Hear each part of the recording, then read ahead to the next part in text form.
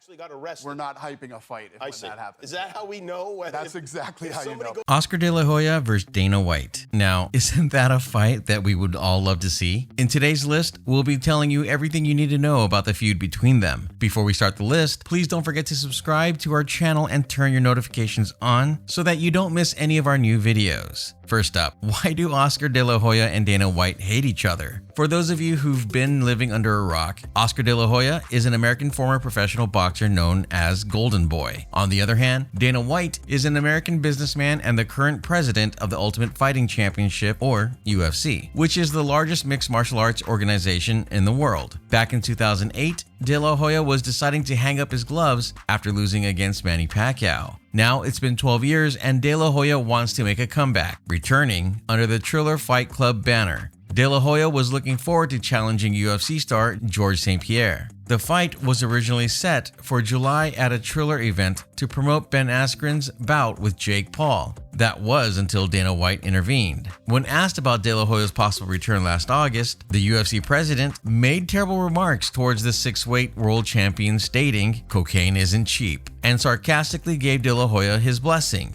White is making a habit of bringing up De La Hoya's raunchy past with substance abuse. Guys, Dana White is really asking for it. The hatred between the two stems from the Conor McGregor vs. Floyd Mayweather fight and includes cocaine insults and other personal attacks. You might not know this about De La Hoya, but he has a history of seeking help from rehab centers on multiple occasions, including the same week Floyd Mayweather fought his protege, Saul Canelo Alvarez. White really is a bullish character at the best of times. He likes to insult and verbally attack De La Hoya any chance he gets. Next up, when did things really get heated between the two? You're probably wondering, how did this all start? What exactly is the genesis of the feud and how did it get so personal? In 2017, when rumors of UFC lightweight champion Conor McGregor's move into boxing became well known, it is safe to say it angered a lot of pugilistic purists. While many simply accepted it for what it was, De La Hoya became enraged at the audacity of the Irishman and the UFC, persuading him to write a long Facebook post about the possible accusations of the spectacle. De La Hoya was doing well in the ring, having performed excellently against Anthony Joshua, Keith Thurman, Vladimir Klitschko, and Canelo. After these fights, De La Hoya said straight up to his fans, "Shut the circus down and don't pay to see a joke of a fight." This, of course, infuriated Dana White, who responded on Twitter saying, "WTF? Is this guy snorting coke and drinking booze again? #Oscar De La Hoya." While Golden Boy MMA may not have taken off, De La Hoya's bitter feud with the UFC boss continues to get more and more personal. In November 2019, when De La Hoya and his team decided to stage Canelo vs. Kovalev on the same night as UFC 244, the boxing promotion was forced to postpone the main event in Las Vegas so fans inside the venue could see Jorge Masvidal vs. Nate Diaz in New York. White didn't stop with the insults. He said to journalists, "I warned dummy, I told that moron not to go the same night." Later adding, he didn't believe it was De La Hoya's idea to move the start time to accommodate Masvidal vs. Diaz. White added, "He's an a-hole. I used to promote his fights on my social media, then we do Mayweather vs. McGregor, and he tells people not to watch. Who does that?" I could go on for days about this guy. He's a bad guy, a snake, a liar, and an all-around bad guy. And he's really effing weird too, just to top it off. White's latest comments suggest that he's still mad at De La Hoya.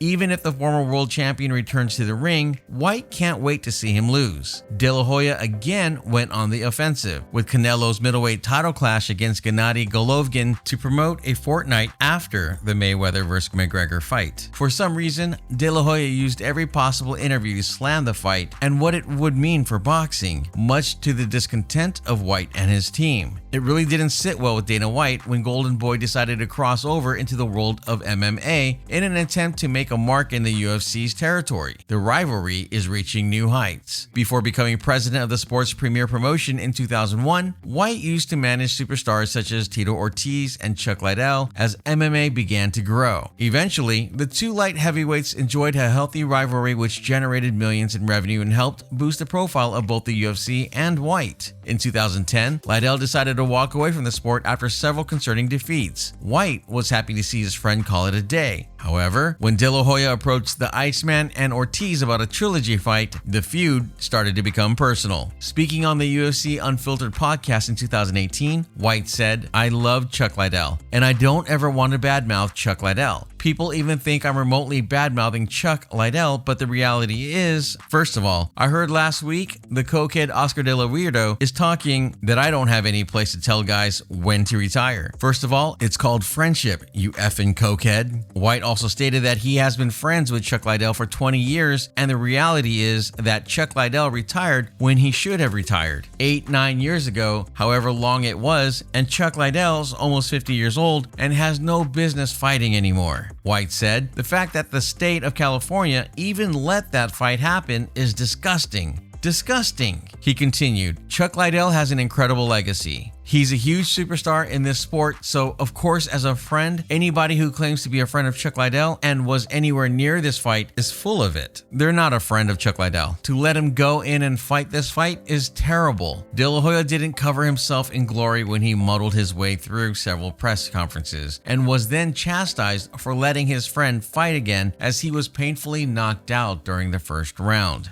Next up, De La Hoya challenges White. De La Hoya warned White that Golden Boy MMA was here to stay and even offered to meet his rival in a boxing ring. "Dana is so small and threatened by our success with DAZN and now in MMA that he is bringing up news from a decade ago to try to stay relevant," De La Hoya responded via TMZ Sports. "Boxing has entirely rejected him, and MMA fighters are now realizing they don't have to risk their lives just so he can get rich. Golden Boy and I are moving forward and are bigger than ever. Dana should shut the F up and try to figure out how to save his own company." Next, Dana White blocks Oscar De La Hoya and George St.Pierre fight. With multiple world titles between them, it would really be a good fight to watch, wouldn't it? Then White happened. Although White has the authority to block any potential fight given that GSP is still under contract despite being retired, there may be a case of getting one over his old rival. Earlier this month, Triller CEO Ryan Kavanaugh blasted UFC President Dana White for allegedly blocking a potential boxing match between De La Hoya and the former UFC welterweight and middleweight champion. The decision to call out the fight has infuriated De La Hoya, who took to Twitter to vent his anger and call out White. De La Hoya posted, "Dana White, quit blocking George St.Pierre's chance to fight." He also said, "How about we get into the ring first, little bitch? Then after I kick your ass, I'll fight a real man. Hashtag De La Hoya GSP, hashtag let GSP fight." The feeling is definitely mutual with St.Pierre also, although not quite as damning against his former boss. He too shares De La Hoya's frustration and has spoken out about his desire to fight one of his heroes. In an interview with Cinema Blend, St.Pierre said, "I understand that Dana didn't want me to fight. However, it would have been fun because my career as a professional fighter to become the best in the world in mixed martial arts is done. I'm turning 40 years old tomorrow. I'm going to be 40 years old. It's a young man's game. However, to rather fight a boxing match under the rules that Triller put on against the legendary Oscar De La Hoya, for me, it would have been a dream come true because he is my second favorite boxer of all time behind Sugar Ray Leonard. Plus, a lot of the money made would have been given to charity, so it would have been for a good cause, just to show that we don't take ourselves too seriously. And it would have been serious competition because you say, I play basketball, I play hockey, but you don't play fighting. It would have been fun." Next, we have Oscar De La Hoya challenges Dana White to a fight. If Oscar De La Hoya can't box George St.Pierre in his return to the ring, then he'll gladly face the former champion's prior employer. Because of this, De La Hoya has spoken out against White, even challenging his rival to a fight with the stipulation that he gets a fight with St.Pierre as a prize. Last on our list, is the fight really going to happen? Well, we'll just have to wait and see.